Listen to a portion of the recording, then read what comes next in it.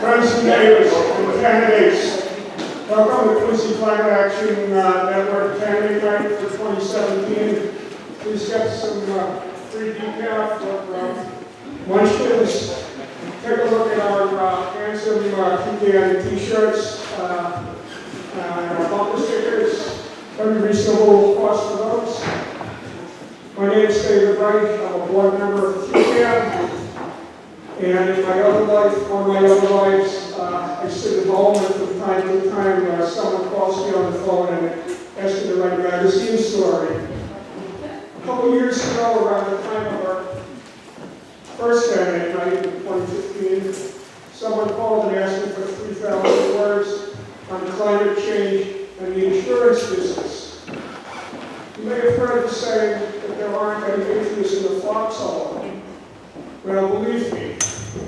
It's like I'm from invitation.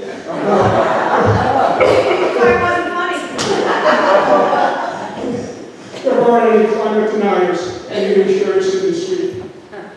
Climate change is one of their main concerns. It's right at the center of their business model. Some insurers are starting to offer incentives to people who put in solar panels or retrofit their property to make it more efficient, or drive hybrid cars or electric cars. More than any other business, probably, insurers are aware of climate change. The climate is speaking, and they're listening. Insurers have to listen or they'll quickly go broke. So what's the climate saying?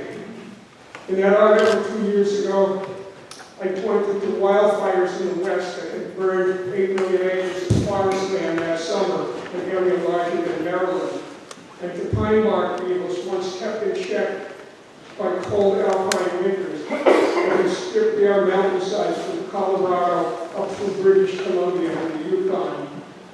Then there was the California drought in its 5th year and counting, and so-called 100-year floods in South Carolina that killed 19 people, washed out bridges, closed more than 300 highways, including interstates, and caused major damage to property.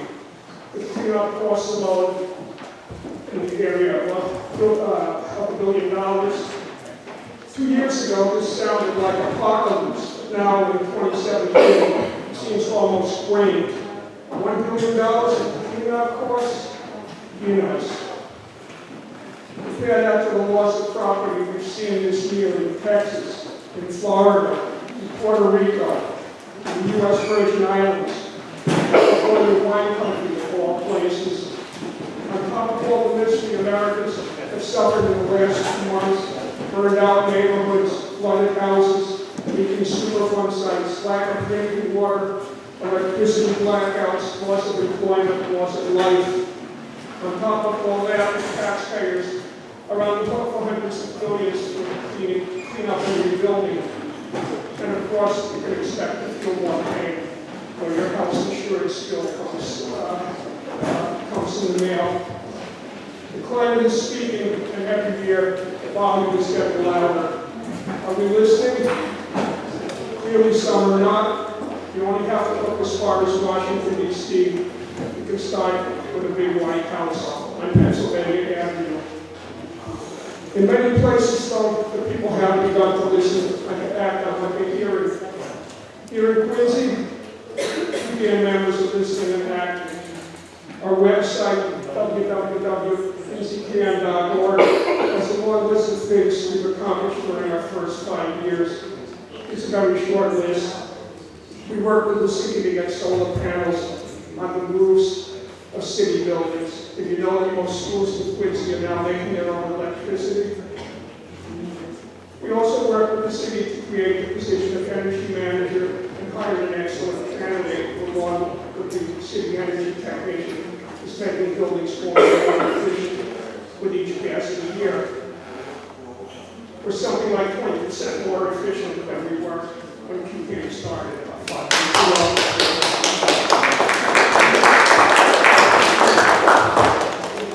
The Safe Solarized program in Quincy, resulting in some 600 kilowatts of solar on the roofs of local businesses and private houses, about 165 of them all told. We have co-sponsored the Blue library numerous lectures and films on climate change and energy.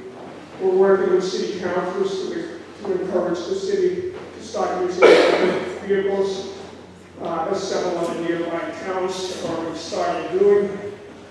We're meeting with our state representatives to get good green legislation on energy use and energy production. That's all well and good, but it's just a start. We have many miles to go before we're as green as we need to be. If you'd like to join the fight, there are many ways to do it, and we'd love to talk to you about how you can contribute. Please come by and sit in on one of our meetings. We meet second Wednesday of the month, except for December and July, at the Mammoth Health Center, C Street in House Neck. Meetings begin at 7, and we try to keep it short.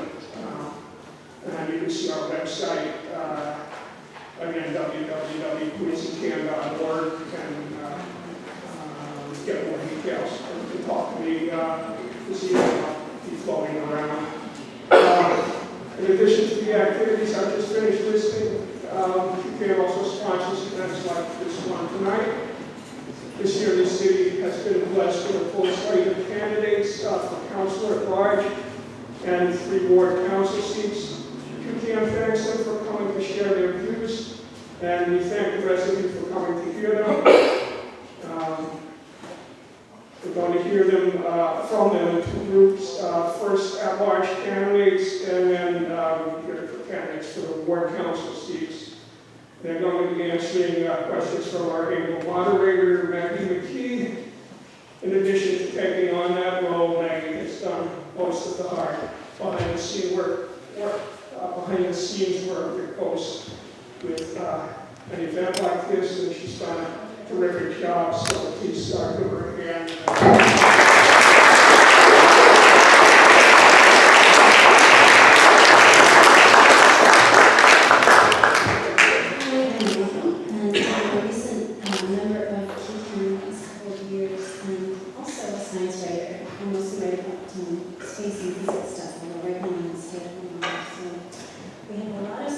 So I'll just bring everyone up and we'll just dive right into questions.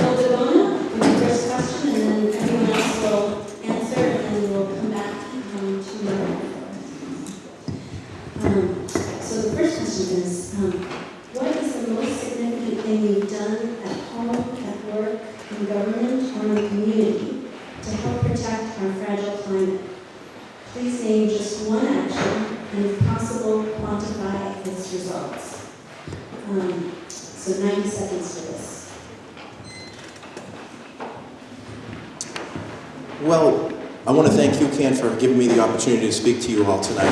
I just want to let you know, before we got these questions, I was thinking I was back in college again and was going through a course and trying to find all this information. All of you are the activists, all of you are the specialists that understand this a little bit more than I do.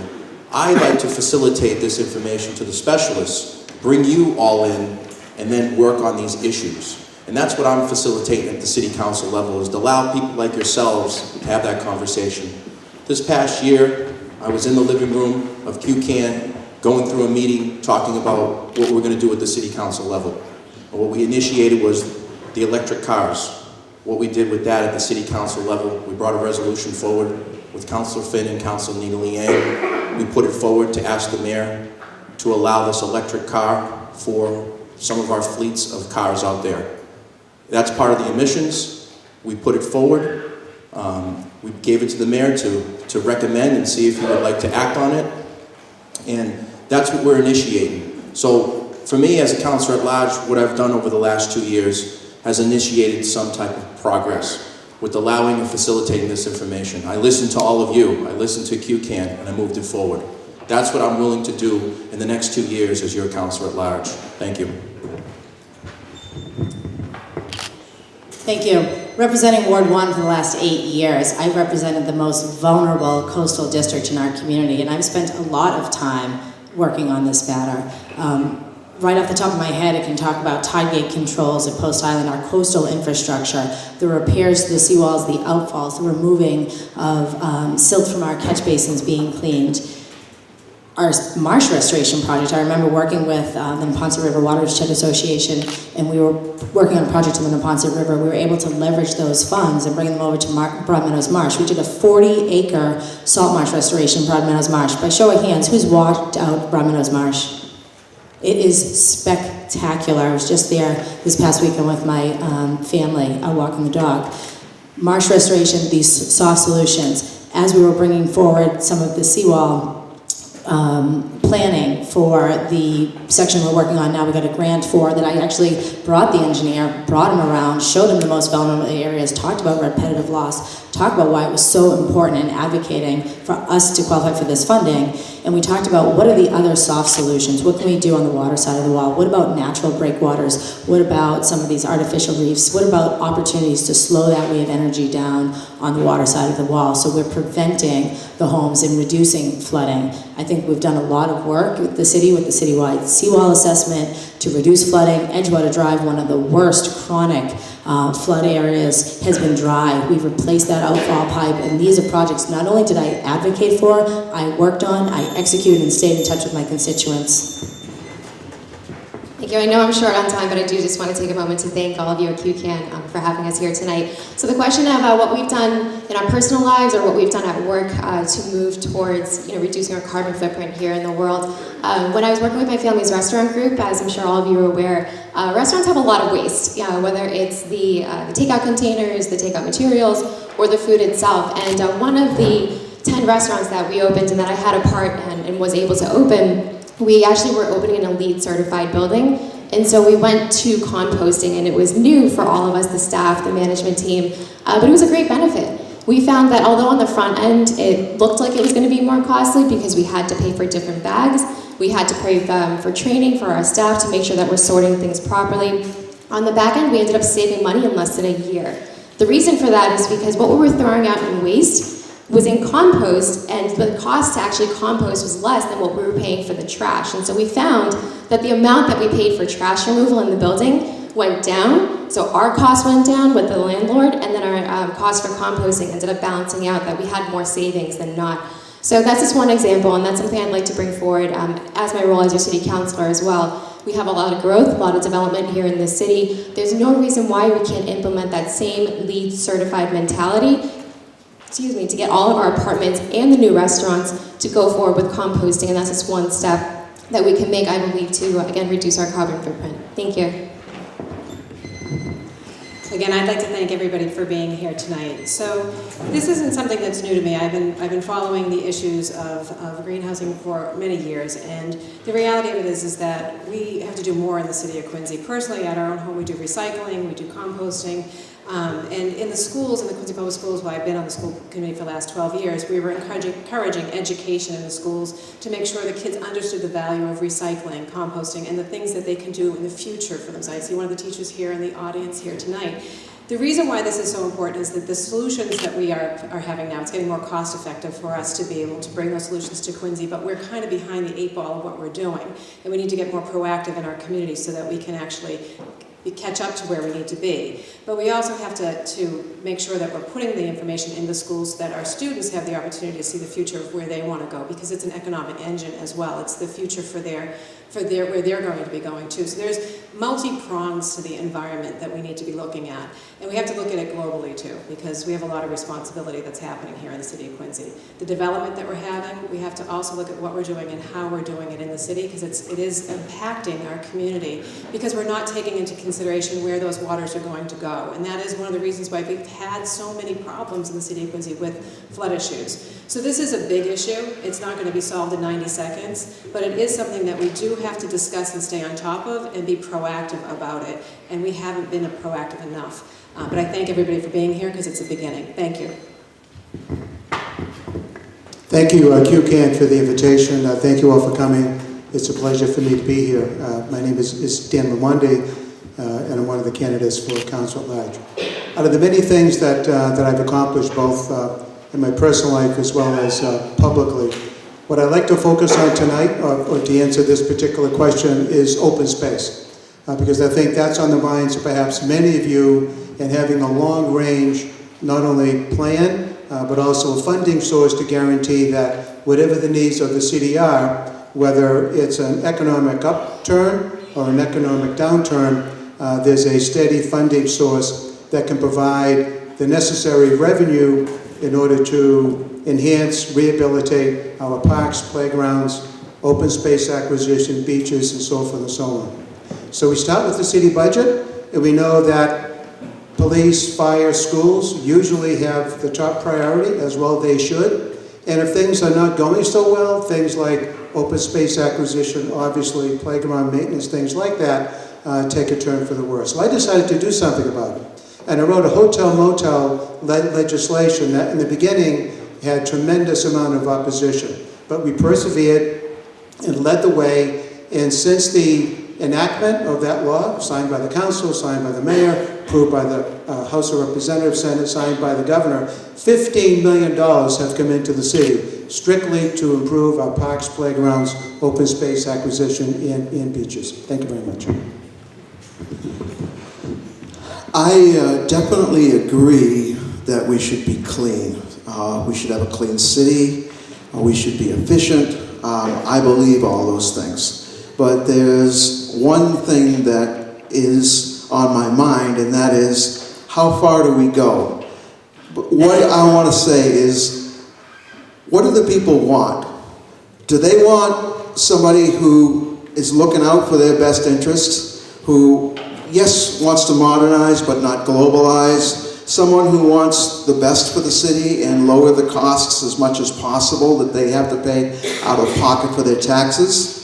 Or do they want somebody who's a salesman for special interests, who wants to peddle every single cottage industry of the global warming industry? I come with a little bit more knowledge. I'm a software engineer with 30 years of experience. I have my name on a patent. I developed surgery over the internet. So I understand a lot of things about technology, and I've been studying this issue for years. And please elect me. Thank you very much.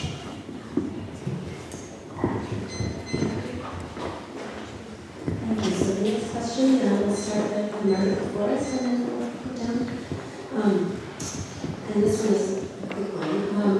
What would be your target for renewable energy as a percentage of the city's energy use?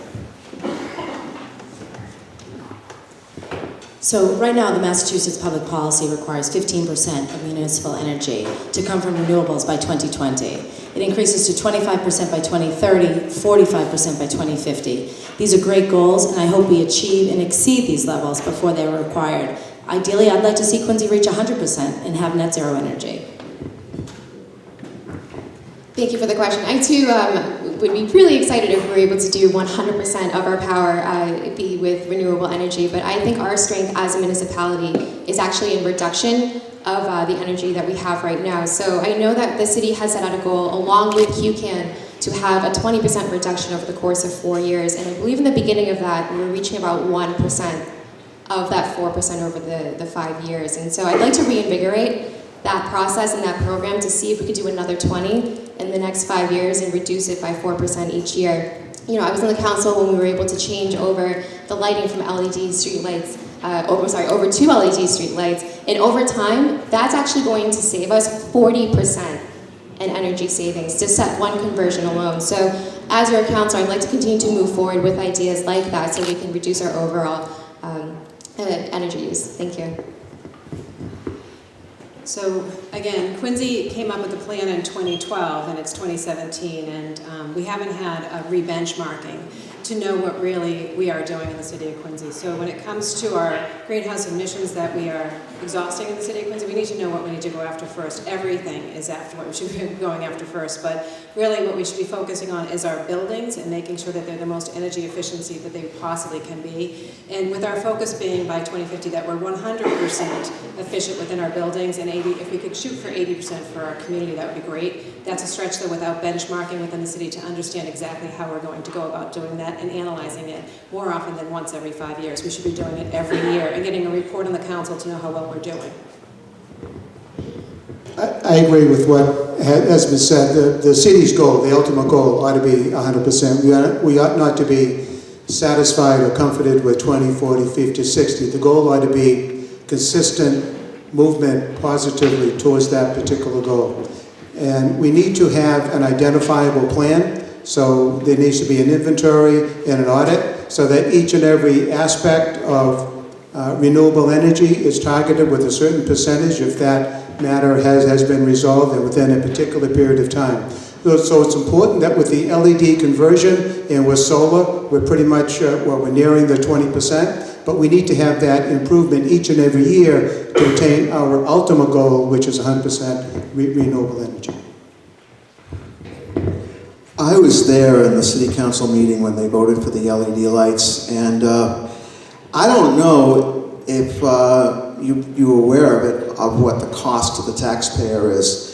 What I'm trying to say is there has to be a balance between energy savings and the cost to the taxpayer. And that's what we're looking for all of these goals. Thank you.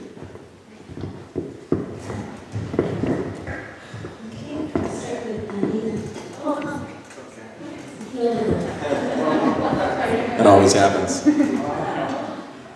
As everybody said earlier, I'd like to go with benchmarks on a yearly basis, starting with 20% and see what we can do in 5% increments over a year, 3-year, 5-year, and 10-year benchmarks to see where we're at. You know, I would like to target and focus on the renewable energy from direct sunlight and heating and lighting for our buildings and our public buildings. Being on the school committee 3 years ago, we installed all the solar panels on every single school, 19 schools, and we turned the switch on and we got some renewable energy. That was a start in going into the right direction for our schools. As we did our roof replacements, we also did the solar panels, and that was moving in as well as the LED lighting. Thank you.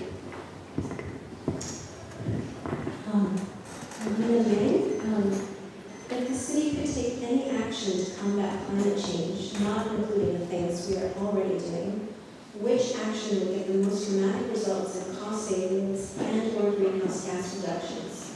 And what will you as a city councilor do to encourage Quincy to take this action? 2 minutes. I think there's a number of things that we could be doing simultaneously as a city to reduce our footprint. A couple of them that come to mind that I'd like to initiate right away is one that I had touched upon earlier with the composting.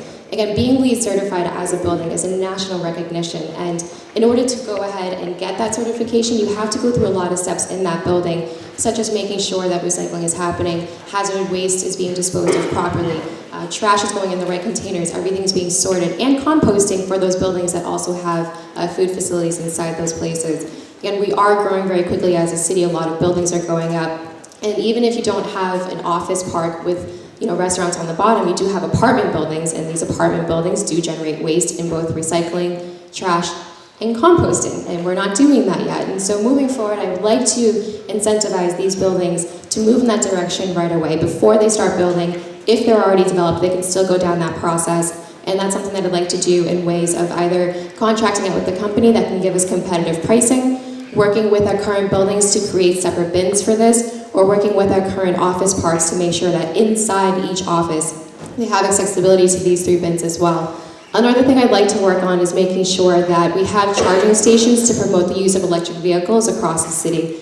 Again, going back to development, we are changing our infrastructure, we're changing a lot of sort of the core downtown areas of our city, and as we're building new buildings and fixing the sidewalks, putting up new streetlights, and putting up new trees, so too should we also look at putting in charging stations, because it's not just the folks that will be living in this building in the future. Folks now here in Quincy are moving towards use of electric vehicles, and we need to make sure that we're promoting that and that we have accessibility for folks to come in and use that. Thank you. So thank you very much. This is a three-pronged issue when it comes to how we can promote and utilize and mitigate the problems in the city of Quincy. One of the things that we have to do is we started with the solar energy, but we need to buy more alternative energy for our city to be able to do things. It has to be for solar, it could be, we have to research and we have to understand wind power. We have to look at alternative ways to be able to power our city. It might be even with microgrids. We have to find other ways to actually bring solutions to the city of Quincy. The other thing is we need to save more. You know, the idea that energy efficiency is costing us more in the taxpayers, it's actually going to cost us less if we invest correctly, but we can save more by actually looking at our buildings again and focusing on that goal to get them 100% efficient by the time 2050 rolls around. And those new buildings that we're building that are municipalities, they need to be self-sufficient net zero buildings. We need to look into those to figure out how we can afford to do that and cost it out over time to make sure it's an investment that we can afford and it's an investment that's well worth putting our money into. And then finally, we need to promote other ways to be able to bring solutions to the city of Quincy. And electric vehicles are those, but it's not just for cars, it's for buses. It can be our school buses. The cost of a school bus might cost us more money in the investment up front, but it lasts longer, and the fuel costs are actually less money. And there's other things we need to be looking at in the city of Quincy so that we can focus on our future, because it's a health risk when you have those gases that are coming out that are causing health concerns for us. If we had electric vehicles, that would prevent some of those health concerns that we have. It is also an educational opportunity for our students within our schools, and there's also an economic engine part that's driving. If we promote and we actually live by the rules of making our city a green city, we entice people to come here and open businesses to be here in the city of Quincy. So it's not just about buying, but it's also about the future. And then it's also, finally, I'll always go back to education, because it's an opportunity, once again, to bring those solutions into our schools and educate our students on how to be the future leaders in these as we go forward. So we have to look at it as a full global opportunity for the city of Quincy, and then bring it back into how it can be promoted from all the way from schools all the way to our seniors, and how it can be the tax incentives can be here too. There's grants as well. There's so many ways we can go, but we can't go until we start actually doing it, and doing it is now. It's disappointing that in 2017, with a $300 million budget, we don't have an electric vehicle in our public fleet. Resolutions are not enough. I'll be very disappointed over the next cycle, between this election and the next, if we don't have at least one electric vehicle. I think it's important that we send a signal, that the city continues to send proper messages to even the private companies and private homeowners that electric vehicles as part of a fleet is the best way to go. But I want to talk about making Quincy a multi-dimensional transportation city, walking, bicycling, things like that. So we need to keep on moving to improve our infrastructure, our roads. Our roads need tremendous repair, and that affects gas mileage. We need to fix our sidewalks so folks can walk better. We need to have a bike sharing program, bicycle racks. We need charging stations, both for public as well as private companies. So if we're permitting locations with garages, we need to make sure that they have charging stations. So it's a more comprehensive look at removing vehicles off of the streets, having people feel safe and friendly, that they can walk. Bicyclists have lanes that they can properly navigate. And the good work that's been done in the school system, we need to replicate that across the city with our public buildings. You know, that would be the next horizon for tightening windows, repairing doors, tightening up the infrastructure, continue to remove infiltration into our sewer system. That's huge, to make sure that all of our infrastructure programs are working properly. So for me, it's more of a holistic, comprehensive approach to make sure that we're doing everything we can to get to that renewable energy goal.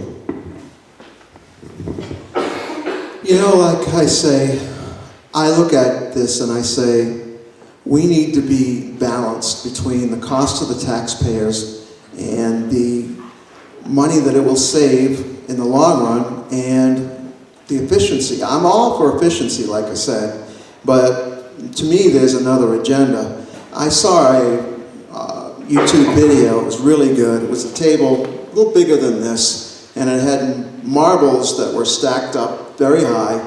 And then the person took out and said, okay, that's the amount of CO2 in the atmosphere. And he took out about maybe 4 or 5 marbles. And he basically said, what they want you to do is to shackle yourselves so that you can take 1 marble away to decrease the global CO2.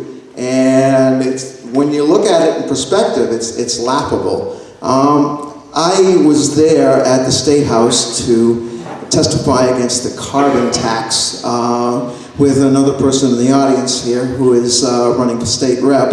And we basically came forward and testified the reality of the situation.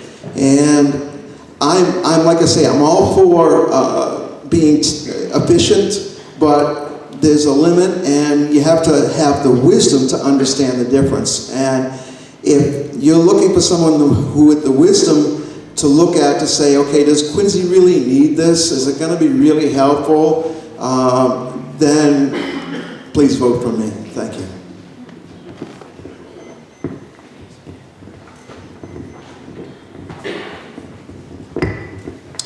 Thank you. First off, we need to educate the public, and by doing that, we have a lot of different resources we can do that. We have a citywide website. We can also use other sites like Nextdoor and other sites where people can get on electronically and push this information, like activists like yourself, to get this information out there. Have consensus, have different meetings on these things. Constituent service be involved with this as well at the mayor's office, the administration, the city council, the school committee, where everybody can collaborate, give this information in communication. We're looking to reduce, reuse, and recycle. Some of the topics that have come to my head is use less heat and air conditioning inside our buildings, drive less and more efficient vehicles, obviously they have talked about, buy more efficient products, appliances, do something what the stores do like Home Depot and Lowe's, where they give you back a rebate for $50 if you buy the new appliance, whether it be a refrigerator or a dishwasher. Return the old one, take in the new one. We should be doing that and outfitting all our appliances through the city of Quincy as well. Giving rebates back to our consumers like yourself in the city of Quincy, having a rebate program for that. Use less water, obviously. We can hand wash. We can use it by cold or warm water. And also have computerized light systems where when you leave this building today, in 15 seconds it's going to go off, and have that outfitted even in churches like this that are a little older. And like I said before, we need to educate, encourage others to conserve in general. Thank you. So I'm just going to repeat the question. It was, if the city could take any action to combat climate change, not including things we're already doing, which action could get the most dramatic results in cost savings and greenhouse gas reductions? How many of you have noticed the public outreach campaign about the gas leaks? So you've seen the phone poles with the signs on notifying a gas leak. Have you noticed those in your neighborhood by show of hands?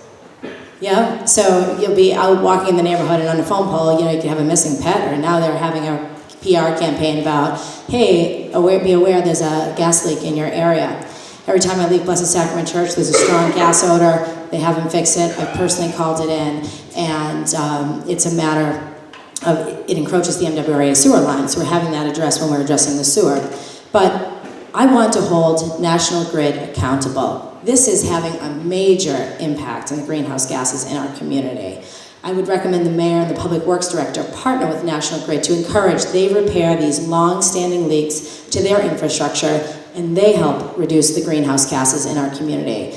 I've lived in the house I grew up in, and we recently had the gas main replaced maybe 10 years ago. And 8. I was new to office at the time, and I was speaking with National Grid about what the expectations were.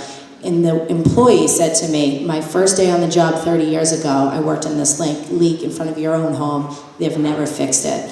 I would like to see more extensive and inclusive community engagement as to what effects these gas leaks have and what role the general public can take through these advocacy channels. These utilities are not too big for us to take on.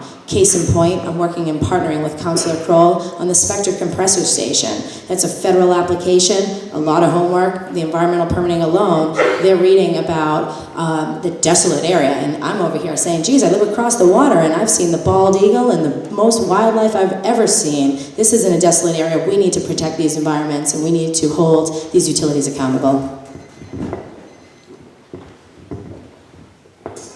Great, this is a question for everybody initially. Do you know Quincy's recycling rate? Does anybody can raise your hand? You know the recycling rate? How many people? I know we're one of the highest recycling rates, we can big barrels. Oh. The pilot program proved to be true. If you increase the barrel, they increase the rate. So we're going to have a pilot in a trash room. I don't know the percentage. So percentage overall is 15%. So only 15% are recycling, which is quite poor compared to other towns and cities in Massachusetts of the same size. The question for Anne is, what advantages would result from increasing our recycling rate, and how could the city make it happen in 90 seconds or less?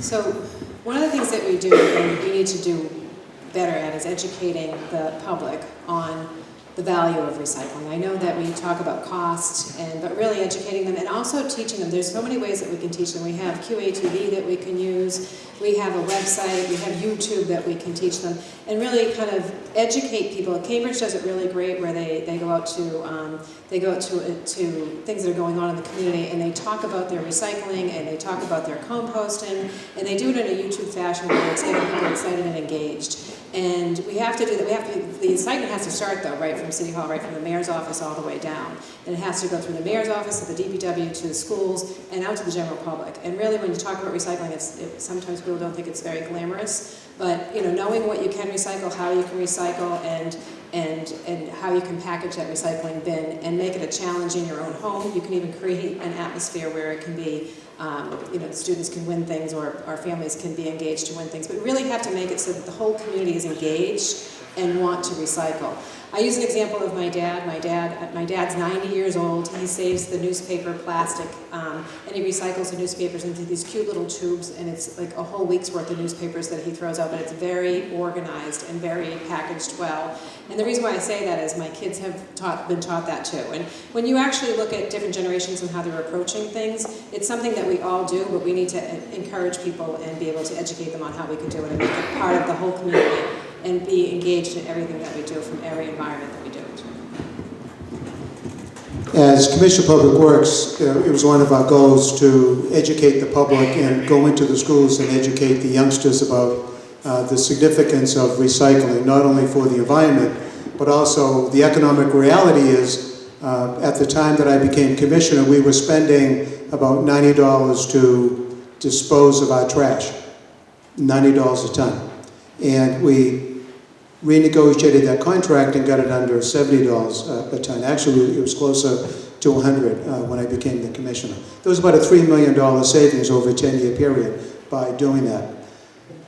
Recycling is a significant way for the city not only to attain its goal of having zero trash and having the recyclables being used to convert to energy, and that's what perhaps can happen and or reuse back into society, but it's a way for us to save money as well. So when we renegotiate the contract with our trash collector, we mandated in the contract that they make a robot for us, and we put that robot to good use. Mr. Leonard is here. Those of you who may know him, the science instructor retired from Quincy High School. And we go into every third grade class and teach those kids the significance and the importance of recycling.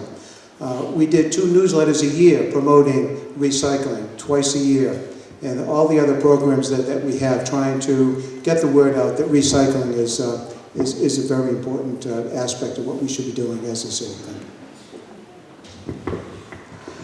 I have to say I agree with a lot of what has been said, but to understand things, you've got one thing on one end with the taxes going up, and then you've got the other with trying to become globalized and trying to reduce energy. I understand reducing energy. I do, because some of the stuff I designed, I worked on some of that stuff. But basically, there is a state Senate bill, S-1959. It is going into a hearing on October 24th, and it is to put the toll roads on all of the roads around us, so you won't be able to have go anywhere without a transponder and paying a toll. And they're going to toll different vehicles at different rates to control your choices. And I started a statewide ballot initiative to try to get ahead of this. And I will be there to testify on October 24th that people do not need this invasion into their privacy. And I am at large looking out for people, whether I'm elected or not. And that is who I am. Thank you.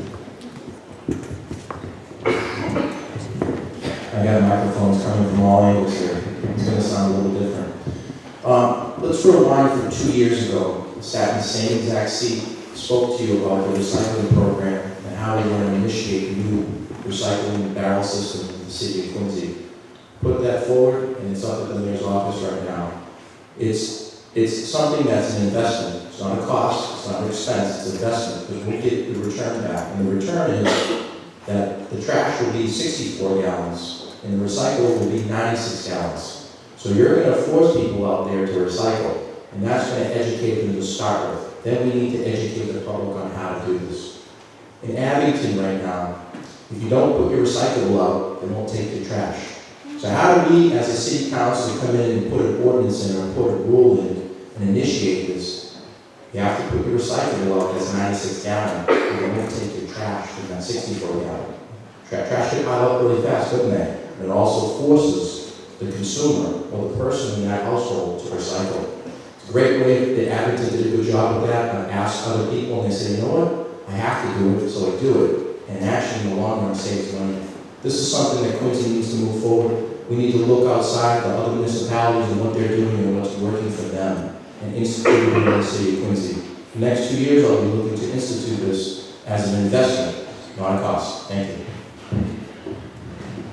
Thank you. I agree. I just mentioned the larger size barrels. It's a visibility, it's an awareness that they see. You know, we all know in this room, we're all environmental advocates. You can go to DPW, get a sticker, put it in a barrel. I put out 2 barrels of recycle, even a half barrel of trash. We have very small trash output in our home. The city has a lot of opportunity to increase this rate. I'm really disappointed to hear how low it is. The multi-unit developments, I know it's referring new projects, it is part of our discussion about incorporating recycle and designing it into the buildings. When a lot of the older high-rises were built in our city, recycling was not streamlined in our community. What about our municipal buildings? What are we doing? And the council, those who are up here with me on the council know I literally check the trash after every council meeting because there's always paper in the barrel. And I know I'm pulling it out and putting it in the recycle bin. It's true, ask them. All the offices, I think every single trash barrel needs to have a recycle barrel next to it. I really feel there's an opportunity. I know that high schools, and I see him here, has some green teams. What opportunities are there through community events? And I've seen them out there. They do a great job. In fact, they have artistic recycle bins. I really feel engaging them, empowering them to help improve our goals for our recycle rate could be beneficial to the city. Thank you. Thank you. So I believe that there are a lot of advantages to increasing the amount of recycling that we have here in the city. I am also appalled that it's only 15%. That is incredibly low, and I think it's something we need to work on from all fronts, whether it's the private life or public life, in our public buildings or in our homes.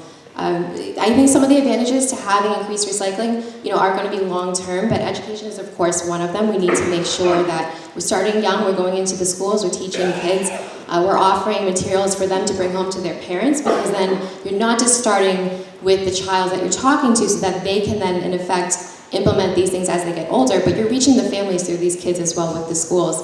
And we did have a program in the city where you get a discount card when you go to pick up a recycling bin. A lot of families across the city I see have the older, smaller bins. And if we're going to promote recycling, we need to incentivize folks here to get the larger bins so they can recycle more within that 1 week period. I had the opportunity to travel last year actually to Taiwan, and we talked to the mayor of Taipei there, and his city councilor, one of his city councilors was scratching his head, and he said, "We can't figure it out." And I said, "What's that?" And he said, "We put out this program to enforce recycling, and if you mixed it, then you would get fined for it." And so a lot of families across Taipei, the city, had upped their recycling. So the amount of waste went down about 20%. The amount of recycling went up 15%. They can't figure out what their extra 5% went, right? Where did that trash go? And, you know, they were all sitting there, they all laughed like that, and we did too as well. But I think the point to that was people had less waste. And that's what we need to do here, because at the end of the day, that's going to help with the rodent problem that we have here. It's going to make sure that we're being mindful as well as a city. And at the end of the day, I can't say it enough, it's going to help us save costs. Thank you. The next question will start with Daniel Monty. So, to increase our low recycling rates, the city is planning to give all residents standard-sized trash and recycling carts. Will you sponsor a measure in City Council telling the city to add a third cart for food waste, which would then be sent out for composting, or composting bins for people's yards? As you answer, keep in mind that composting would cost us less per ton than what we're paying to burn our food waste, and that it would substantially reduce greenhouse gas emissions. What I would prefer to do is that we have a pilot program, and we invite, there are a number of companies out there, some dispose of the organic, others recycle it, and some use it. They would sell the organics to farms, some would use the organic to create better compost, and others would burn it. So there are companies out there that, if a group like QCAN or others, if they agree to have so many customers for this, there's one company that wow, sorry about that. So I would prefer to have a pilot program, and if you get a company, if sufficient enough residents sign up for this program, they will recycle the school's organics at no cost. So there are some exciting opportunities there, and it's a terrific way to save money. DEP indicates that perhaps half of our trash is organic. You take that out, we can save a tremendous amount of money. But I think we have to make sure that it's workable, because that could have negative consequences if it does not. So I think the combination of a private company and what I suggest may very well work. I agree that if there's better ways of disposing with trash, we definitely should do them.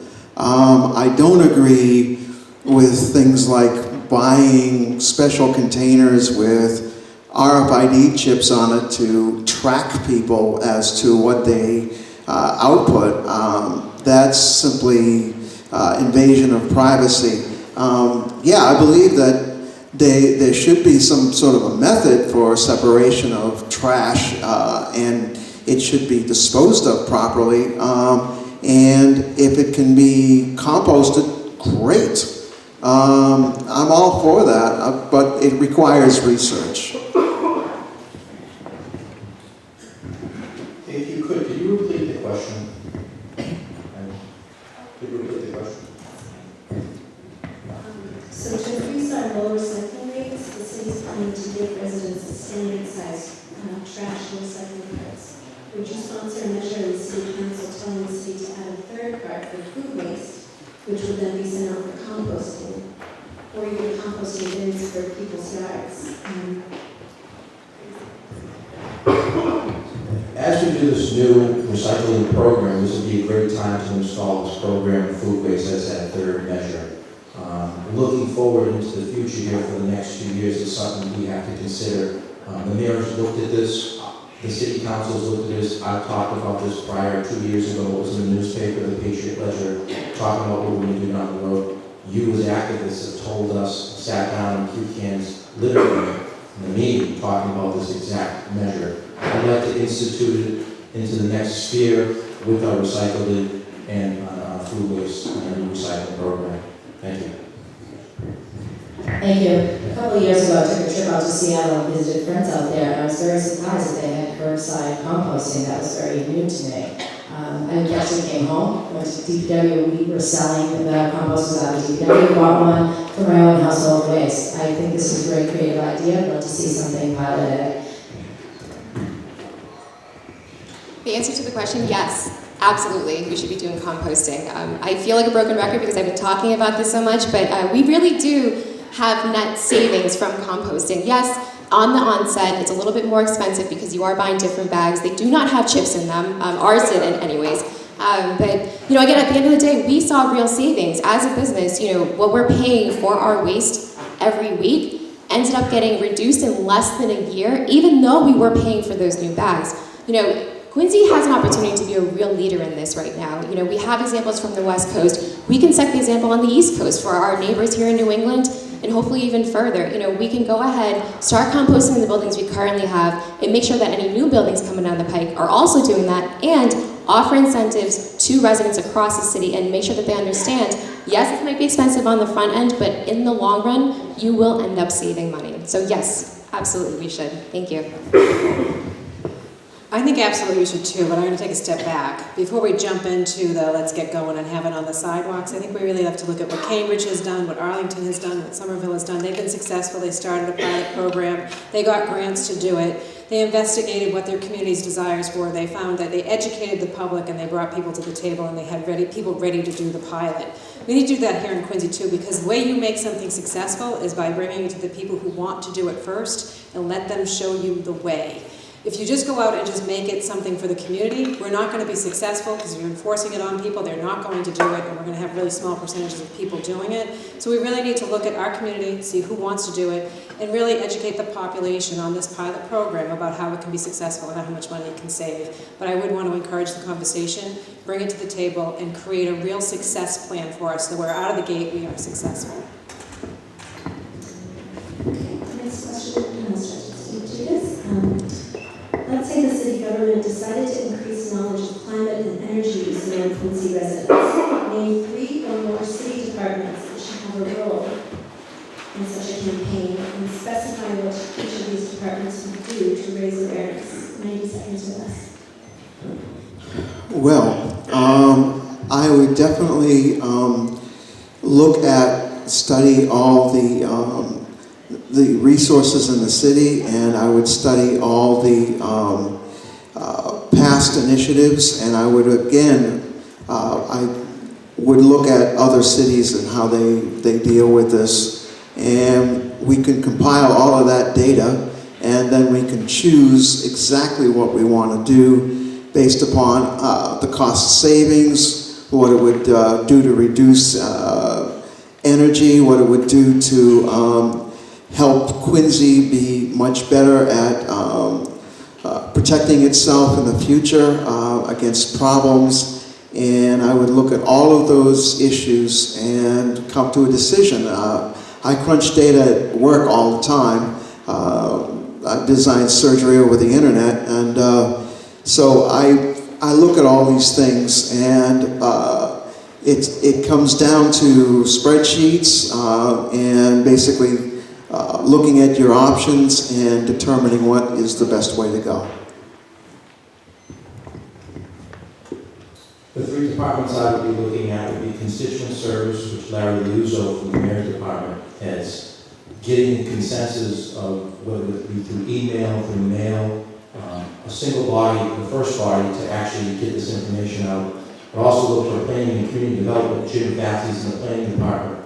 How are we going to institute new public buildings, new things that come in front of the planning board, and how to initiate energy efficiency, and also public works, DPW. What are we doing with our infrastructure improvements, and how do we elaborate this together? All 3 departments must work together. And I probably would say that every department in the city is going to be involved in this process.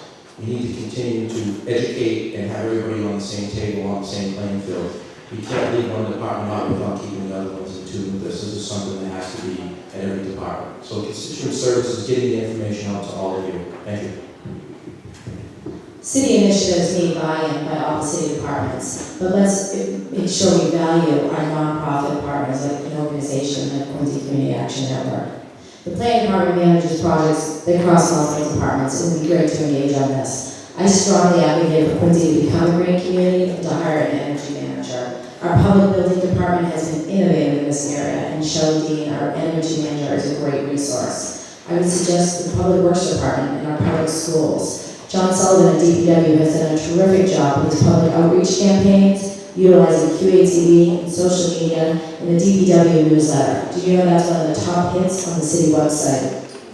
Our students are able to affect change for our future and often can educate their own parents. As a city councilor, I think it's important for ourselves to be engaged on this. I pride myself on my communications platform informing my constituents, and I would promote these messages through my website, margarettheforest.com, my e-newsletter, the social media channels. I also serve on the Massachusetts Municipal Association Energy and Environment Committee, and would recommend engaging them in the Metropolitan Area Planning Council. We have resources available to our municipality. We need to engage everybody to promote the environmental awareness and improvements for our community. I do want to acknowledge that DPW, public buildings, planning, and community development, those are all important. They have a role in this, but that's to implement these programs. And we need to build a bridge between these departments that implement and those that educate. And so the first of the three would be the Quincy Public Schools. Again, if you start with the kids and you're educating them on the importance of whatever initiative we take, whether it's the composting or the recycling, through that you can get back to the parents and from there to the family as well and expand out from there. The libraries are a great resource. We have a number of them across the city here, and they can allow for residents to come to them and not only be educated, but then tap into those resources, like with the DPW or with planning, to implement any programs that they would like to do in their own personal homes.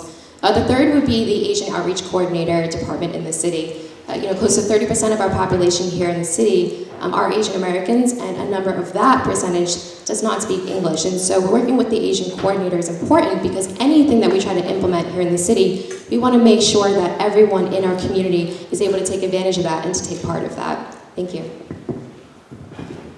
So we're all touching upon some of the very similar things: education, public works, cross-pollinating the information through all the departments, but it all starts at the top. The mayor's office has to be actively engaged in the community and want to make our community a green community. So we need the mayor to take an active role. We need the mayor to be part of the climatemayors.org organization so that we can learn what other communities are doing and bring it back here to Quincy.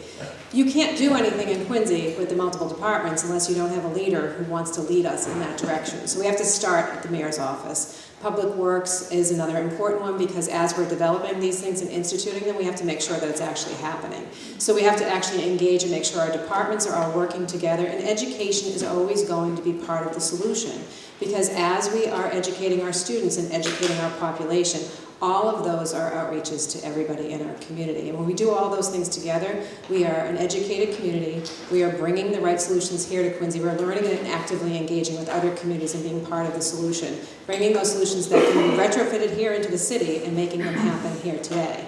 The other things that we have that are resources to us here in the city is obviously our internet, and we also have QATV. It's another arm that we can reach out to and educate people on, so seniors that may not be using the internet will also be able to be actively engaged. It's important that we use those newsletters that we're sending out and letting people know the things that we're doing and how they can get more information.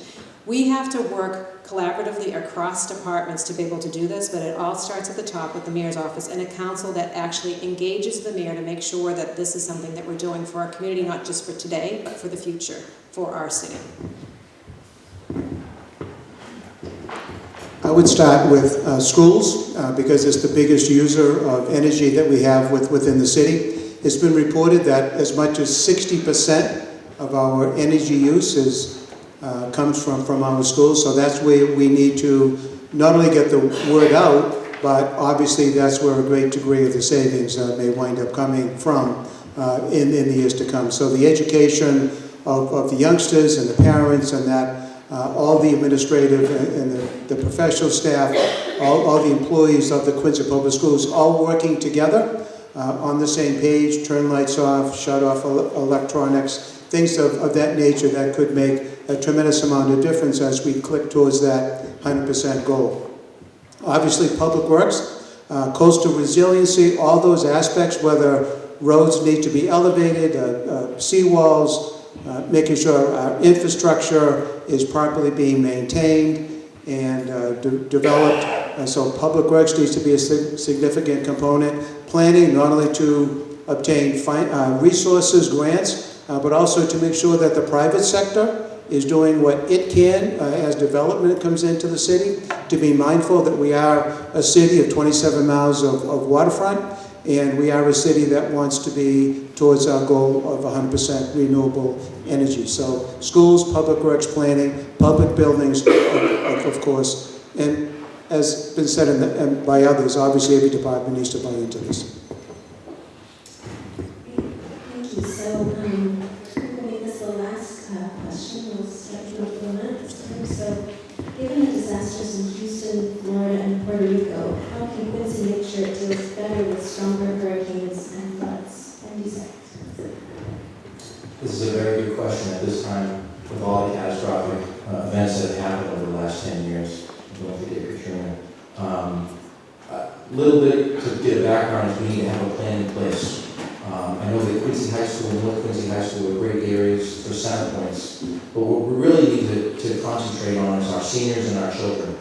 Those are going to be the two people that are, you think about these natural disasters, think about the people that are, someone like myself could probably get out of the house, but we have to have some type of plan in place for our children and our seniors to get out of these buildings. We need to put this plan in place and have, a benchmark on how do we do this. And it's something that we need to institute at the mayor's level, at the city council level, at the school committee level, where everybody's on a consensus for this to happen. It can happen at any point. We had a lot of hurricanes that have gone through in the last few months, I guess I could say. And we always get the tail end of that rain. We get the rainstorm. Sometimes it goes out to sea, but sometimes it hits us. We get, a whole day of rain. So we need to institute and have something in place.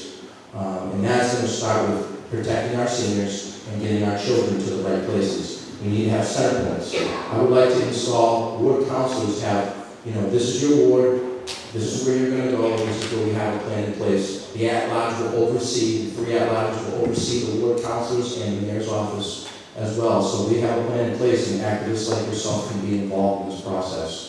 But we need to look at this a little more deeply. Thank you.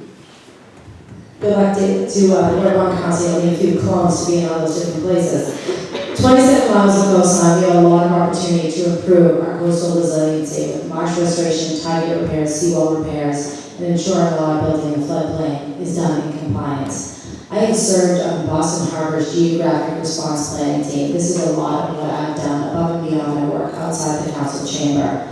The city of Quincy has a hazard mitigation plan. We have an evacuation plan. The entire Boston Harbor region has an evacuation plan. It is about partnerships with our emergency management officials as to what our needs are in this community and what the response is during a storm event. Residents in the neighborhood of Post Island, we're on the phone before every storm talking about our plan, our game plan, tide gate controls, what we can do for flood storage, compensatory storage. I think there's, we have a lot of vulnerability in Quincy. The city is taking a look at our seawall conditions, putting in for our grants and funding these repairs. We have been very consistent. We have been cleaning out, and we're talking about the catch basins. The Jackson Field area was an area chronic for flooding. We've seen significant improvement, cleaning catch basins, fixing the tide gates along Broad Street. We were saying earlier, natural breakwater solutions. What else can we be doing that's a new solution for our area? Coastal storms are real. The impact for the Quincy coastal community is real. We have a lot that we can be doing in organizations like this, and getting you engaged as well is beneficial for all of us. As your current councillor, I was on the council when we approved $147,000 of funding to repair and to reinforce our seawall. Like my colleague said, we do have 27 miles of coastline here. We have very old infrastructure. We need to make sure that we're staying up to date and that we have the protections in place when there is a storm that comes down the pike. That is matched with $441,000 of state spending, and that is one step in the process. But the other is to make sure that whatever we do set up, we're checking constantly. The last rainstorm we had not too long ago, but a couple of weeks ago, I got 2 calls within 1 hour of each other at 9 o'clock in the morning that there was flooding in the Wollaston area. We sent somebody out, we cleared it out. But the problem is that the storm drains were clogged. All the leaves that are coming down right now ended up clogging some of those outlets, and that's what caused the flooding. So once we got those clogs out, everything was fine, but we can be proactive we also need to make sure that we're enforcing these things that we set up for ourselves to protect us, and that we're going out and checking them consistently. You know, and we do certainly have emergency preparedness plans in place, but our climate is changing, the world is changing. What could work 5, maybe even 10 years ago, may not be what's going to work for us in the next 5 years. So we need to make sure we're staying consistent on top of that emergency preparedness plan. I understand the administration is going through it right now to review it, and as your council, I want to make sure that we hear from folks like yourself so that whatever new plan comes down the pike every year, every 6 months, that we're staying up to date as much as possible as to what to expect with the weather as the climate continues to change. So many of the things that my fellow colleagues up here have been discussing are things that we should be doing day to day in the operations of the city. But we also have to be proactive in understanding what's actually happening within our community, within our state, and the educational environment.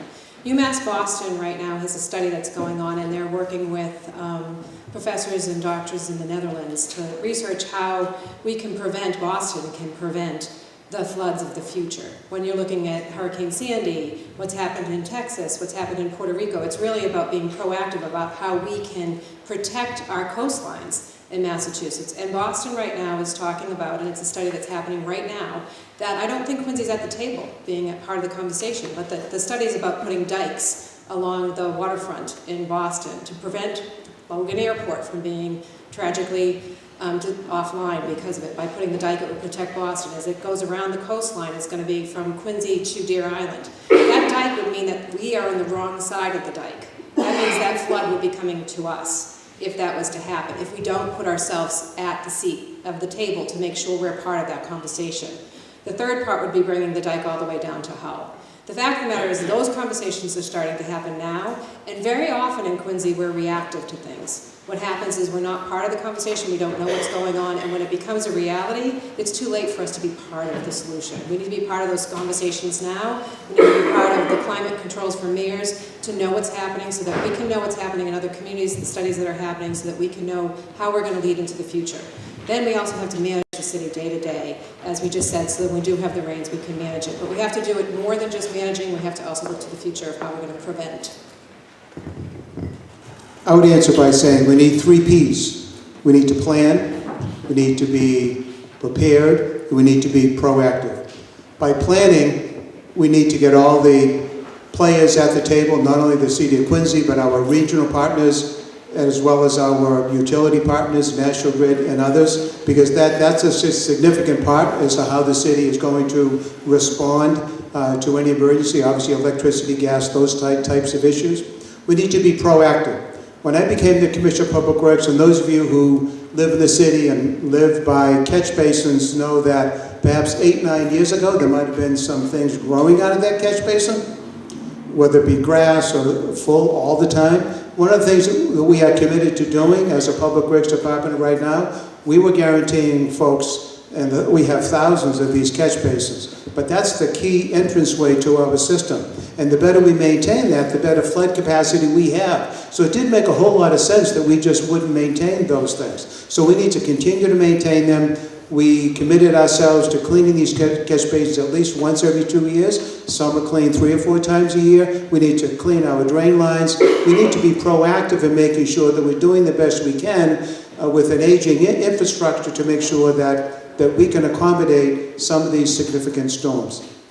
And lastly, we need to be prepared for what is happening, which means long in advance of any storm, we need to get all the players together to plan for the future.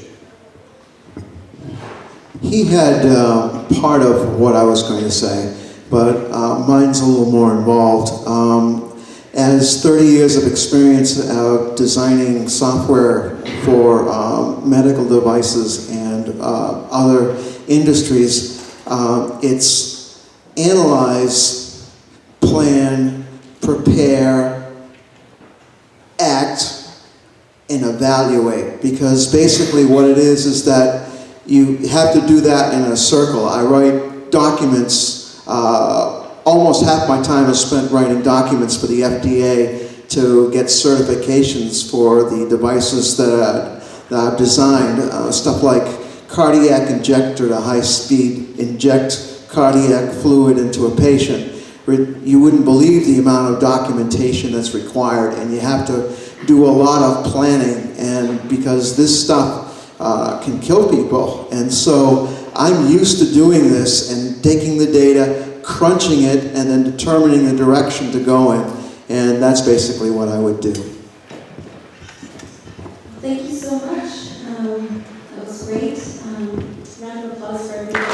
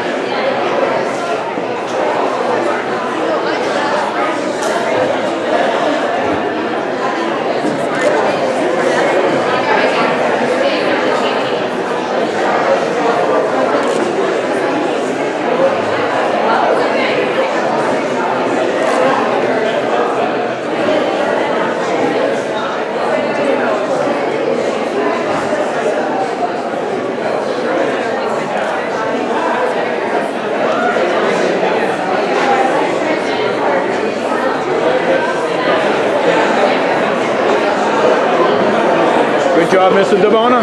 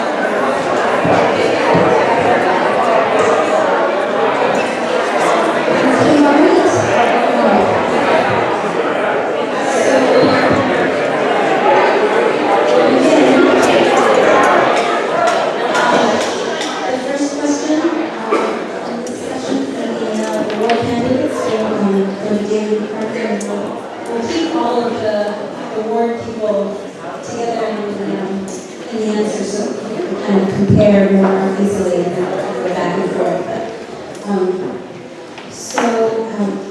the first question is, why should a voter whose main concern is climate change choose you instead of your opponent? 90 seconds or less. Oh, it's true. Why should a voter whose main concern is climate change choose you instead of your opponent? 90 seconds or less. Thank you, Maggie. Dave McCarthy, Medical Ward 1, for those who don't know me. What I've had over the years on my school committee career over the last 12 years was a baptism into the world of environmental issues. I was a big supporter of the solar panels that are on most of the schools that bring in, I think, 10% of the municipal load that is here in Quincy, which is about 2,000 homes. I'd love to keep moving that on and move with the, definitely the LED program and see if that's successful, because that would also bring in another 8 to 10%. So I think my experience over the last 12 years, really over the last 5 or 6 solidly on the school committee, brought us into a vision of making sure that our schools and our public buildings were energy efficient. And the administration has been very supportive. One thing that I did talk about a little bit when I was up here a few years ago was some of the schools that are out there that do need some of their lighting and some of their issues, timers, to make sure that some of the lighting is turned down at night. A lot of times you go by some of our schools and they're lit up like a Christmas tree. So I want to make sure that gets more efficient. So I think my experience over the last number of years would be a reason to vote for David Cobb. First of all, thank you, QCAN. This has been a really great night. I really enjoyed the first half of this, and thank you all for being here. I think the answer to my question was kind of made by Dave here. I think Dave feels the administration is on the right track, doing enough. We just keep doing what they're doing, keep going down that road, and I don't feel that way. I'm scared to death of climate change. We have been too casual about it. Yeah, inconvenient truth is, I don't know, 15 years old now, 10 years old. How long is it going to take before we take it more seriously? So, in my opinion, the reason you should vote for me is because I'm going to take it a lot more seriously than the current administration. Thank you. Hi, I'm Kirsten Hughes. I'm the Ward 5 Councillor. Thanks to QCAN for doing this again this cycle. It's always great to hear from the other candidates and to get together and get to talk to the folks.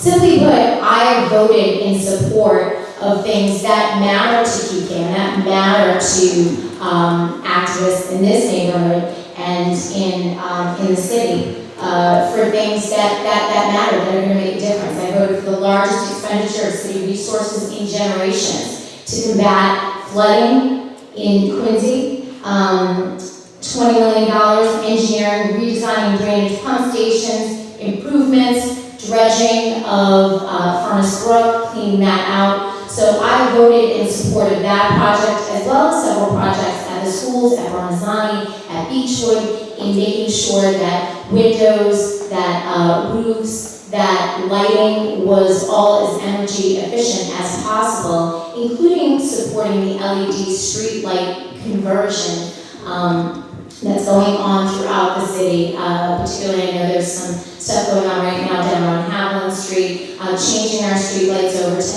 LED, more energy efficient lighting. And so along the way in these last 6 years, I have supported every initiative asking the mayor to put electric cars in the city's fleet, something that I felt was necessary in order to help us here in the city to combat climate change, to work in a more energy efficient manner. So again, I would just say, why vote for me on this? Because I have voted for you.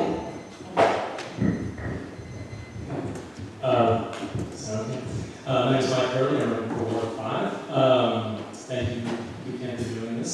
And why you should vote for me on climate change is for the last 21 years I've worked for Massachusetts Department of Environmental Protection, where I am the chief of the data systems branch. I've worked on air programs, waste programs, vehicle programs. Pretty much spent my entire working career working on these issues. And for we were talking about earlier is the issue of the composting. I was on the Quincy Recycling Commission, and I was actually the chair of it, and we did the recycling. And so I have an entire career's worth of experience in these matters.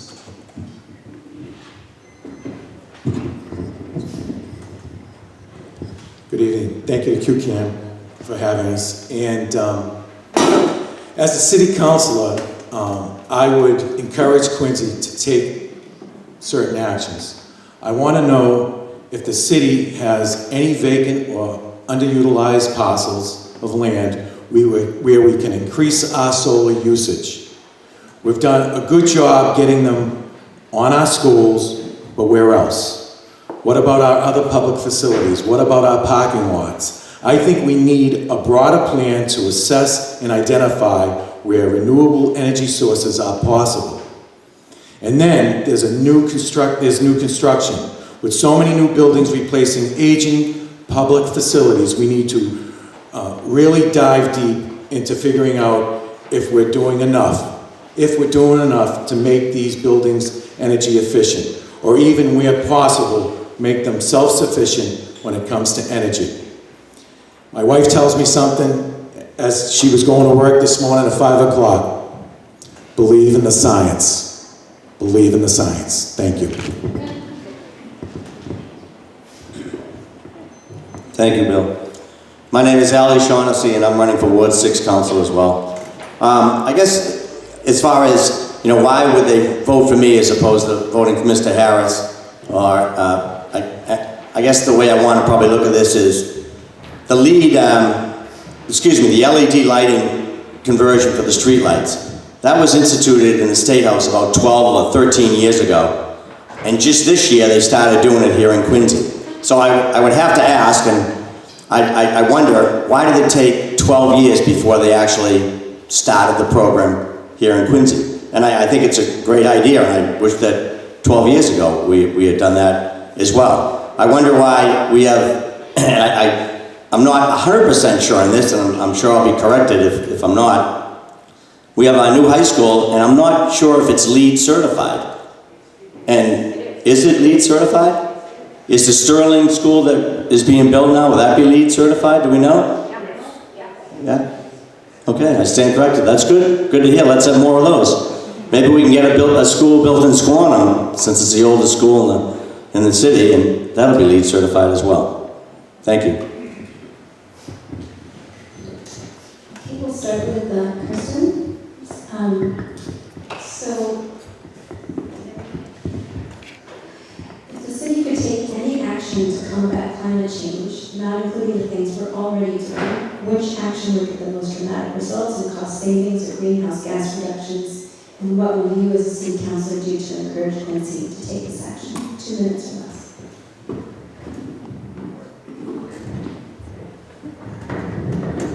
So I think we're already starting as a city, as a community, to take some of those steps. As I have been on the council for a while, I see a huge push, again, towards more energy efficiency in public buildings and making sure that the word gets out, that there's communication to folks that this is something that the city cares about. Again, I talked about some of the flooding, supporting, making sure that the seawalls are adequate, that we are spending money in repairing seawalls, as was stated earlier. It's very important that we recognize as a community, as I think most everyone does, that we have almost 27 miles of coastline, and that really those important infrastructure improvements in storm drainage, in the tide gates, particularly down in the Princess Eve Marsh area, down in the, not just in Ward 1, but in Ward 5, along the beach, along Blacks Creek. There's a plan in place now to take a look at what kind of improvements we can make down there. I think that that's an enormous step in the right direction to ensuring that we are headed in the right direction. But again, realizing that we are a coastline city and working in the direction of making sure that we're doing as much as we can to make the seawalls as strong as they can be, to fix drainage issues, to fix things, to utilize what we can of the marsh, to use the tide gates, to fix the tide gates that need to be fixed, and to really make sure that we're doing all we can with that. The next thing would be moving to public buildings, which is an enormous part of our budget, not just public buildings that the city services occupy, but the schools, which takes up not only a great deal of our budget, but a great deal of our public buildings. Making sure that those buildings are LEED certified, are moving forward, but also making sure that we're moving in the right direction and continuing on with making them as energy efficient as possible. Thanks. Hello? Okay, this is, in some ways, it's sort of a bit of a trick question, but really the issue is, it's somewhat like going on vacation. The first thing you do is decide to go on vacation. So really what this issue is the city has to make a big decision, which is to say, this is going to be a big goal for us. We're going to do this on purpose, and this is where we're going. And then the answer then becomes, it's not one single thing, it's everything. So in everything the city does, it realizes this is one of our primary goals. We're going to buy new cars, we're going to get electric vehicles. If we're going to build a new building, it's going to be spec'd out from the very beginning. It's going to be LEED certified. We're going to use geothermal for heating. We're going to have solar panels on the roof. We should probably look again at the issue of windmills. But everything has to be done with an eye towards the end game, which is to reduce greenhouse gases, climate change, and it's all up front. You decide, this is what we're going to do, and we're going to do it in everything we do. And that really is the answer. Thank you. Thank you. And I'm not knocking you, but unfortunately, there should not be a windmill on Moon Island Road, just to let you know, because it's not where a windmill should go. And I want to make that clear. As a Ward 6 councillor, that should not, cannot happen. My predecessor fought it. I know my predecessor, I remember the night I was here 2 years ago, he said he didn't believe in the science because his father was a scientist, and with all due respect, we disagreed that night. But what I want to really stress though, when I took office, I've been working with the state delegation to help take cars off the road. One thing was the ferry. The ferry system needs to improve. It fixes many things. It'll fix traffic, but it'll help the environment. How? Less gas emissions, less cars on the road. That's what it really boils down to. We also need to improve our MBTA service that we have here, working with the state delegation. Again, LED lighting, which was mentioned, has been mentioned, been in deep conversation, especially over the last few days before preparing for tonight. But talking with our state delegation, we're working on getting the LED lights on the state roads that's in Quincy, in all of Quincy, not only in Ward 6, but throughout Quincy. And that is really a very important thing. We talked about how long ago should have LED lights have come into Quincy. Well, I can only say that we have them. We, the council that's already in office, we voted on it, we supported it, and most of Ward 6 has it right now, and it's going throughout the whole city, going to be finished pretty soon. And but we got to get them on our state roads, so Quincy is 100% LED. Thank you. Thank you. Just a moment ago, Mike started talking. I wasn't sure where he was going with it when he talked about the vacation and so forth, but now I'm getting it. So it goes back to leadership, and it has to start at the top. And it was mentioned before by Ian Mahoney. It has to start at the top, and then it trickles down. Because if you have a leader, and I'm not saying that we have a bad leader. Any leader that's in the front has to lead. So if we believe as a community that we should be more efficient, have sustainable initiatives for the citizens, that has to come from the top, and all the citizens have to believe that and have some incentives for that. So if someone is going to renovate their house, perhaps the city could have some type of a credit would say you return, or you're showing that you're going to put in new bathrooms. Well, they have a low volume water flushing system, and you get like a $50 credit for that, like they do down at Lowe's or a Home Depot when you turn in your appliance or you're buying a new appliance. If you're going to do some recycling with your trash, which is a wonderful thing, let's have the incentive that they do more of it. You know, we have the MBTA here in Quincy, and I watch the buses go up and down Hancock Street, and I see the diesel fumes come out the back of them, and I wonder to myself, why is that bus diesel and not LPG? Why isn't that a natural gas bus? Some of the buses are natural gas, but a lot of them are still diesel. I mean, diesel buses went out with Nixon, for God's sakes. So I think that it comes down to some leadership, some initial forays into like, what do we do and what's it cost to say, have the initiative to make things more efficient. Because it's better for all of us, and it starts really with one person, and then it trickles right on down, and then we can all do it together. You know, if we all row together, the boat makes a lot of progress. That's all. Just to touch on a few things that I think have been mentioned even during the at-large debate a few minutes ago. The electric vehicles, I know that they're voted in for the mayor and the administration to take a hard look at that. And it'd be a nice start with certain DPW cars and health services cars to make sure that we start at low impact in regards to emergency vehicles and see how those work out. Hybrids haven't been mentioned at all. I think that's another good idea to try to work that into the system. I talked a little bit on the first question about building lights. And again, I go back and look at some of our schools where during the day you go down and visit a school and the lights are all on outside.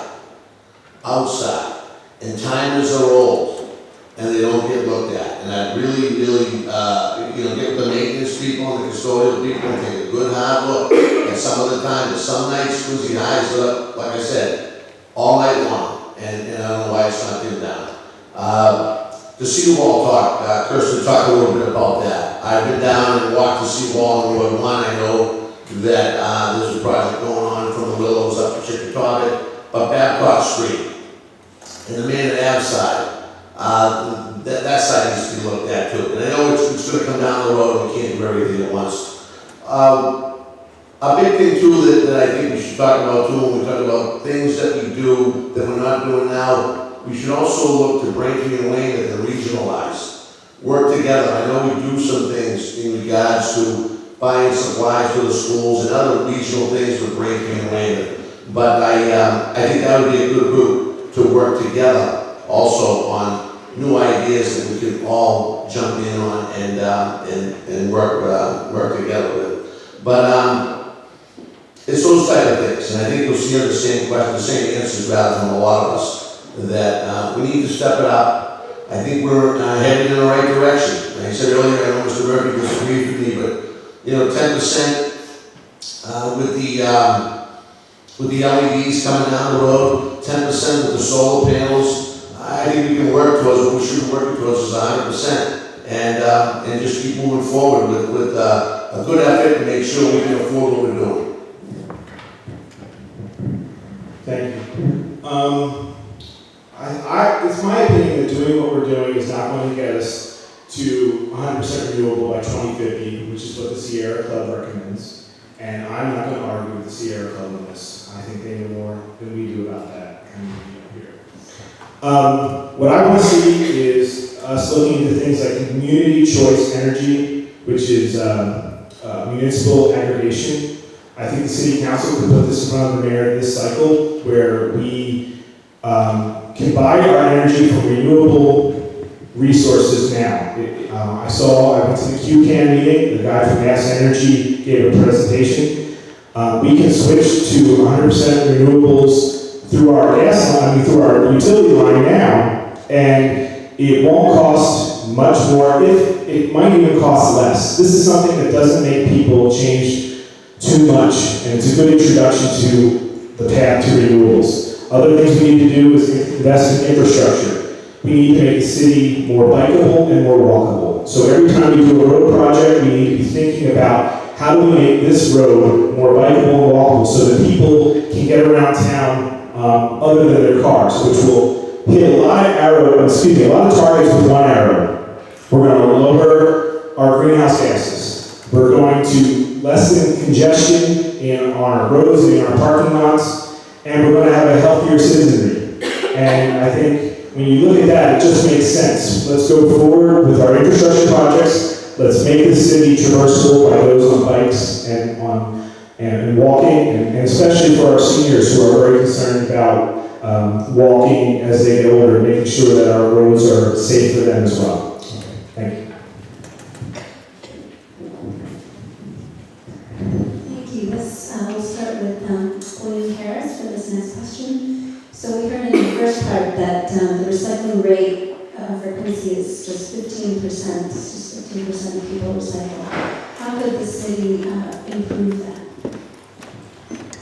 Well, I think there's, first off, and I think I answered this question the last time I was here, it starts right at the beginning with our children in the schools. We start with the schools, we educate our children on recycling, and then we move on, and especially especially in Ward 6, it's a very diverse ward. As folks come into our community, when we start having the programs that I hope will take place, such as the barrels that we plan on buying, the recycle program that we have, everything has to be improved. There's no doubt about it. This is our future. This is not our future. My future's gone. But it's our children's and my children's children. My daughter who gets married 4 days after the wedding, my daughter gets married 4 days after the election. Her children and her children's children. That's what we're here for. And I thank this organization for what they do. Thank you.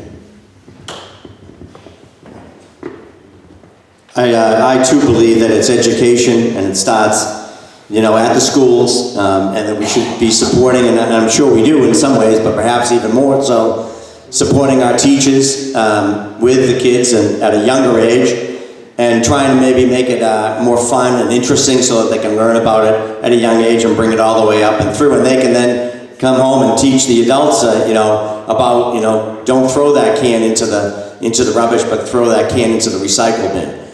So yeah, I would say it's education. And of course, I think the idea of composting is a wonderful idea. I believe that we should be looking at that as well. And the recycling cans, the new barrels that they're talking about.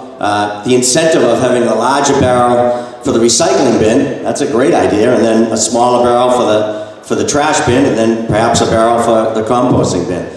Rodent control, I don't know how to address that one if you start doing the composting on the barrels out front. I'm not an expert on that. I wouldn't even pretend to be an expert on that. And perhaps the city should be looking at other communities and how they've done that. As Margaret LaForest had mentioned, she was out to Seattle. Maybe they can take a look at that city and say, well, how do you do the composting out on the sidewalk and you don't end up with a terrible rodent problem as well? So we have to bring in some experts that can help us and show us and teach us. Thank you. Education, schools, being on the school committee for 12 years, we pushed it at the elementary, the middle, and the high school level. Done a great job. Councillor last candidate, Dan Ramondi, as a DPW commissioner, mentioned what a good job the DPW has done over the years. John Sullivan in regards to recycling. The planning department and the public buildings, both of them, have to be involved with everything we've got going on in the city. Either new projects to renovate schools, build new schools, public building wise, they have to have a broader role. And the planning department also, in regards to developers, the downtown, anything we can come up with, ideas to get them involved to do more. So I think those two departments have to get a little broader. I know they mentioned QATV. And one other thing, if we could get to this point, when we talk a lot about recycling and the new trash pickup, if we have about that in place here in Quincy, which would be a difficult task, I think, only because of the size of the city. But if it worked, you could build in incentives for residential and also commercial, but residents, with the assessor's office tax-wise, if you fulfill a certain punch list and did the right things, possibly there'd be incentives to keep that recycling and push it up to 15%. So we're repeating a lot of the same ideas, but I think that Quincy's going to move forward. It's a rebirth of the downtown, and things are going in the right direction. I think it's a good time to jump in and try some of this. Thank you. Well, I agree that awareness is key.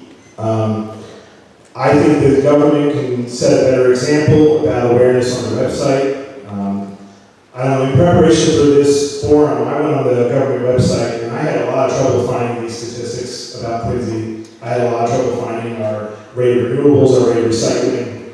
I went to the Committee on Environment and Public Health, and there was nothing there on that page. I called the clerk to see if maybe the documents weren't there, and the clerk told me they'd never met. They had nothing assigned to it. So the government has to start taking this seriously. Now, have you noticed that during election season, we candidates feel the best way to get a hold of you is to knock on your door? But we don't do that for things that are important like this. I think the government should be out there canvassing neighborhoods, not just to run for office, but to say, hey, are you recycling? Do you know it saves us money? Do you know it saves us tax dollars? Do you know it helps the environment? What can we do to make it recycle? So what I'm saying is we can do more. And it starts at the top. It starts with the mayor and the city council level. When we take it seriously up here, the citizenry will start taking it seriously as well.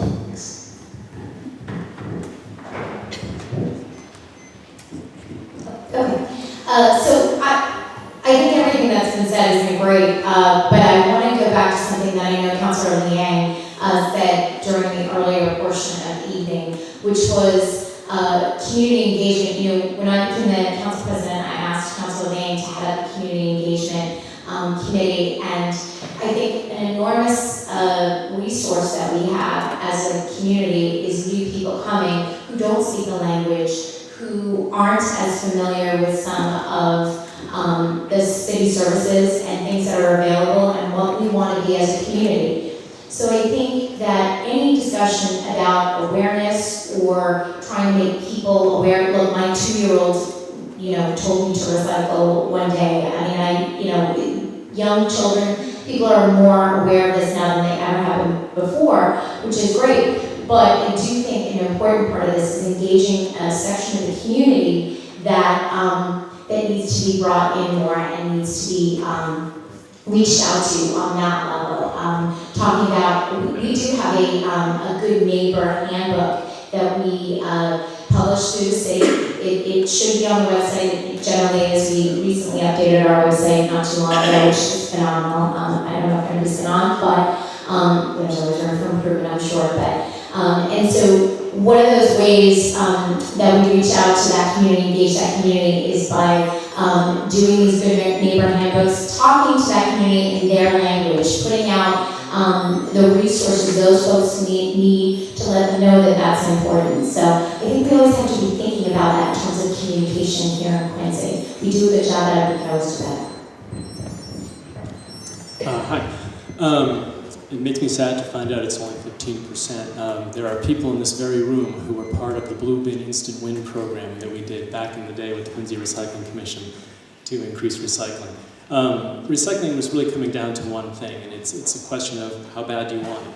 And if you want to really push recycling, you say that if you don't have recycling in your blue bin, we're not taking your trash either. That's something the city can do. It's how badly do you want it. It comes from the top down. Some towns have clear plastic bags. If you have recyclables in there, they won't take your trash, or you'll get a fine. There's also pay as you throw, and that's where you pay per trash bag. So you buy them in bulk and what have you. But that way you're incentivized to actually recycle because you use fewer bags. There are tools like that you can use. That's sort of more of a stick program as opposed to a carrot one. If you want to go carrot, you could do the Blue Bin Instant Win program again. You could ask Mass DEP for a grant to fund some of this, or you could just focus strictly on education, both through schools, through the mayor's communications about DPW days and stuff like that, and the DPW itself. But really the question is, what are you willing to do to get to, say, 46%, 50%? You know, it can be done. It just has to be a decision from the top. And that's all I have.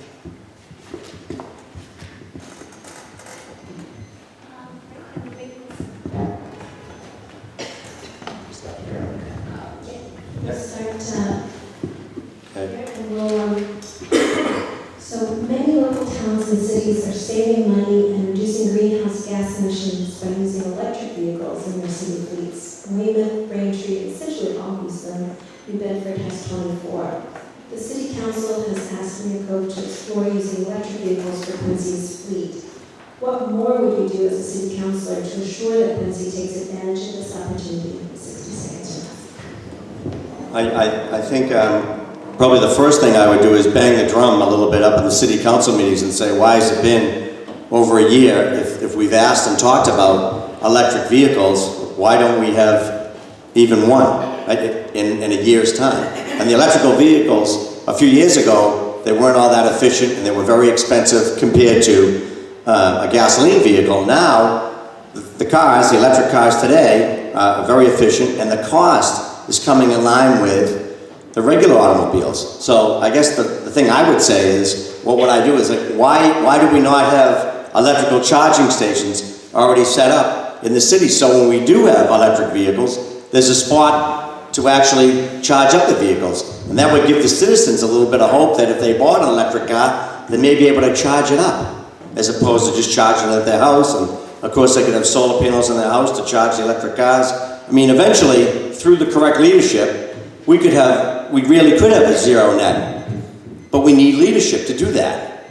So if we talk to the city a year ago about this, well, why don't we have it yet? I don't understand. Well, yes, I've actually spoken with the mayor directly about this. I'll continue to work collaboratively with him. My belief is that the administration will always keep an open door to any initiative like this. But I think I'll be incumbent on all of us to show that we can begin using electric vehicles, as was mentioned, in our fleet without substantially increasing capital costs or reducing the productivity of those vehicles. I've suggested a methodical approach that perhaps starts with the non-utility vehicles of our fleet, the cars that building inspectors or our health inspectors use, and to continue to find other alternative ways in our different departments. So thank you. This is sort of a multi-step answer, but the first piece is you got to find out what's the average age of the vehicle fleet. Are they recent purchases? Are they leases? When is the opportunity to turn them over? You don't want to divest of a bunch of high mileage I think they're mostly Ford Focuses is what I see. If they're all brand new, you don't want to dump them out. That's a huge loss to the city in just net cost, but also the cost to the environment to produce all those new vehicles that you're now going to get. But in any case, you would need lots of infrastructure in place. You would need charging stations. If people are taking these cars home, they're going to need a charging station at home as well. This all has to be sort of sorted out, and there needs to be a plan on it. But there's something we can certainly ask for is, what is the plan and when can we have it by? And then we can bring it back to you. And that's my answer. So, I just wanted to double check, because I know there was some information that we had asked for this a year ago, and I just wanted to double check that this is something we voted on in May of 2017, asking the administration to study this. And I agree with Mike on this. It's not prudent to bring on vehicles, change them out if there's no need to. During budget season is when the different department heads come. They tell us their needs, particularly police and fire, when equipment is necessary, when they need to change out vehicles. So I fully expect in May that the police chief will be doing that when he approaches the council with a request for his budget. And again, so we've asked the administration to look at the cost benefit, to do that cost benefit analysis for us and to report back. So that was May, and I know David had emailed me, and several QCAN members came to the meeting that evening, and were very successful in lobbying councillors to vote for that, and I was proud to support that. But again, I think we need to take a look at the cost benefit analysis to the city, and when those vehicles are necessary to be turned over in the fleet is when that decision and eventual, discussions can happen. Hi. So I guess I'd say that I'm new to politics and I'm new to this whole thing, and I know the wheels of government turn slowly, but you'll hear a lot of, we're going to look at this, and we're voting to looking at this, and what we need to do is, when it comes to climate change, though, is be more proactive. If I was on city council and we were talking about the electric cars, I would remind my fellow councilors that we don't have to follow all the time. We can lead sometimes. Braintree has doubled their fleet since they started their initiative, okay? I would remind them that electric cars, when they run, it's the equivalent of spending $1.40 on gas, and that it would lower GHGs, it would reduce dependency on foreign oil, it would stabilize energy prices and create local jobs. And let's just start doing things. Thank you. Thanks, Joe. I think we're back to, again, we talked a lot about electric cars, but I keep thinking of all the public buildings we have that we could really take a hard look at and make them energy efficient. The new schools we've taken care of, we've really looked hard at this. I know Sterling, Quincy got mentioned earlier, Central, and I know we're talking about Swan, but there are other public buildings out there that we could get more energy efficient. The electric vehicles are great, and I think you should get into the business again with some inspectional services, some health services, just to see how things work out. And we probably should have already. But again, city buildings, get more educated out there, to even our own workers and our residents out there in regards to everything that was talked about tonight, recycling and reducing our carbon footprint. Thank you. So I think we'll have this be the last question, and it'll be a short one. We'll start with Mike Hurley. So what would be your target for renewable energy as a percentage of the city's energy use? In 30 seconds or less. Okay. Just to give you a perspective, Switzerland's currently at 56%, and they have lots of hydro. So I would say the goal to shoot for now would be 30%. It is achievable, and it would give a benchmark to move forward. But before that, we'd actually have to know what our rate is now, or else how would you know when you got to where you were going? But my answer is 30%. So if it's a goal, I say why not shoot for 100? Why not shoot for as much as we can? I'm not going to sit here and say that we should top things off at a certain percentage. I think we should try to continue to do as much as we can as a community to get that percentage as high as we possibly can. I think we've talked about some of the ways this evening: awareness, education, taking some of the stances that we have as a council, as a city, as a group, saying that this is important.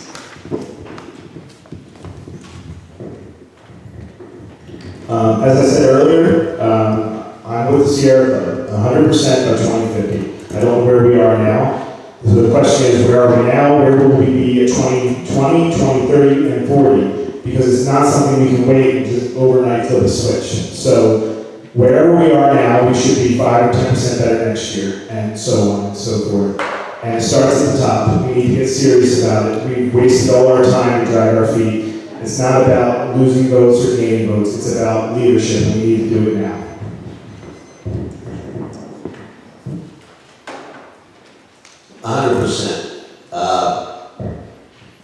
we're not gonna get that overnight. But we have 10% right now with the solar panels on the school. As I mentioned earlier, that is a lot of homes. And the LED, which is in motion now, conversion, will get up to another 8 to 10%. Now we've talked a lot about electric vehicles, and there's going to be other things that will come up. But I think we can gradually head towards that goal. We're not going to get it in a year or 2 years, but we'll grow it. We'll work with QCAN and work with the administration and do the common sense thing. Thank you. I would say that we have to set, everybody would like to see 100%, but I think realistically, if we set some goals that are attainable relatively in the near future as opposed to 100% in 50 years from now, so we can say 10 years from now, hey, can we be at 20%? I don't know. I would say we got to ask the experts, and let's look at other towns and communities and see what they've done. And when I went onto the internet, there's a lot of small towns in America that have made that and said, okay, let's make our goal 20%, and the next thing you know is 20%, and the whole community gets involved with it and looks to set attainable goals. So 100% sure, but let's set it at, maybe in 10 years, 20%, and so forth. Thank you, Ellie. We should set our goals high.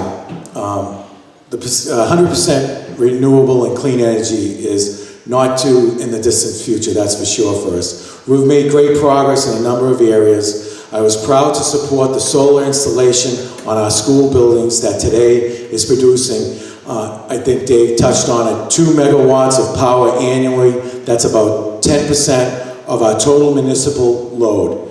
In addition, I was a strong supporter of the city's LED program that I mentioned earlier. Thank you. Thanks, folks. Thank you. Thank everyone so much for being here with us.